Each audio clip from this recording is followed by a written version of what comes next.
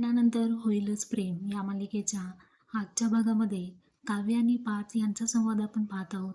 काव्य जेव्हा पार्थला सांगते मला IPS व्हायचं आहे, तेव्हा पार्थ म्हणतो तुमचं स्वप्न उघड्या डोळ्यांनी पाहून तुम्ही पूर्ण करा आणि मी तुम्हाला 100% सपोर्ट करणार आहे, असं म्हणत तो तिला खूप प्रेमाने समजावतो.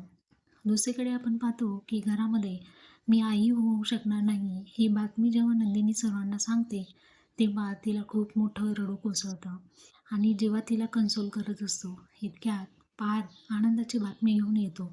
धावत पळत उड्या मारत तो आलेला असतो. माझी बायको आता आई होणार आहे आणि मी बाबा, हत्तीवरून साखर वाटा. जेव्हा तो नंदिनीला पेढा भरवायला जातो, तेव्हा त्याला समजतं की नंदिनी आई होऊ शकत नाही. त्यानंतर आता जेव्हा आणि नंदिनी या दोघांनाही खूप वाईट वाटलेलं असतं. जेव्हा म्हणतो मला बाळ हवंय गं नंदिनी, असं म्हणत या दोघांचा प्रसंग आपण पाहत आहोत.